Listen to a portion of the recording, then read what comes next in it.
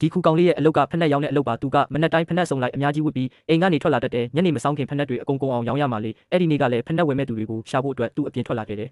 လမ်းလျှောက်ရင်းနဲ့ပင့်ကူမလေးတစ်ကောင်နဲ့ဆုံတဲ့ခုကောင်လေးကသူ့အယောင်နဲ့လိုက်ဖက်တဲ့ခရမ်းရောင်ချီသားဖက်နှက်ရှစ်စုံကိုပင့်ကူမလေးကိုပြလိုက်တဲ့ပင့်ကူမလေးကလည်းဖက်နှက်တွေကိုသဘောကျသွားတယ်ပင့်ကူမလေးကိုနှုတ်ဆက်ပြီးတဲ့နောက်ခုကောင်လေးလည်းခီးဆက်ခဲ့တယ်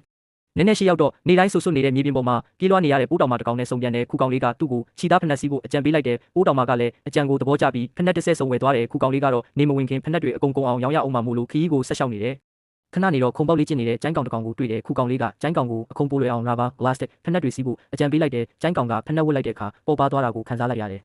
အခုဆိုခုကောင်လေးဟာဖက်နှက်ဝယ်မဲ့သူတွေကိုတနေရာပြီးတနေရာလိုက်ရှာနေတယ်အဲ့ဒီအချိန်မှာပဲမြေကြီးထဲကနေပိုးကောင်လေးတစ်ကောင်ထွက်လာတယ်ဒါပေမဲ့ခုကောင်လေးကပိုးကောင်လေးမှာခြေထောက်မပါတာကိုမြင်လိုက်တဲ့အခါဘာမှမပြောဘဲတိတ်တိတ်လေးရှောင်ထွက်သွားတယ်ပိုးကောင်လေးကတော့နည်းနည်းစိတ်မကောင်းဖြစ်သွားရှာတယ်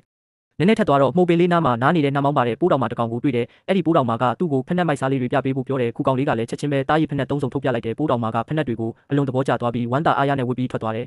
တနေ့လုံးမနာတဲ့ရုံးကန်လှုပ်ရှားခဲ့ရတဲ့ခုကောင်လေးစီမှာအခုတော့ဖက်နှက်တစ်စုံပဲကြံပါတော့တယ်အဲ့ဒီအချိန်မှာပဲတုပ်ပိုးကောင်လေးတစ်ကောင်ရောက်လာပြီးသူလည်းဖက်နှက်လိုချင်ကြောင်းပြောတယ်ဒါပေမဲ့ခုကောင်လေးကညှင်းလိုက်တယ်ဘာလို့လဲဆိုတော့ဖက်နှက်ကအရန်တောက်ပြောင်နေတော့တုပ်ပိုးကောင်ရဲ့အိမ်ကိုရန်သူတွေမြင်လွယ်မှာစိုးလို့ပါ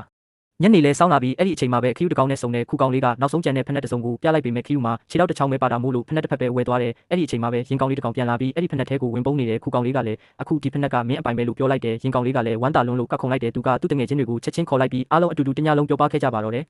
တနေ့တာလုံးမောပန်းစွာအလုပ်လုပ်ခဲ့ပြီးတဲ့နောက်မှာတော့ခုကောင်လေးတယောက်ဖက်နှက်တွေအကုန်လုံးရောင်းချနိုင်သွားပါတော့တယ်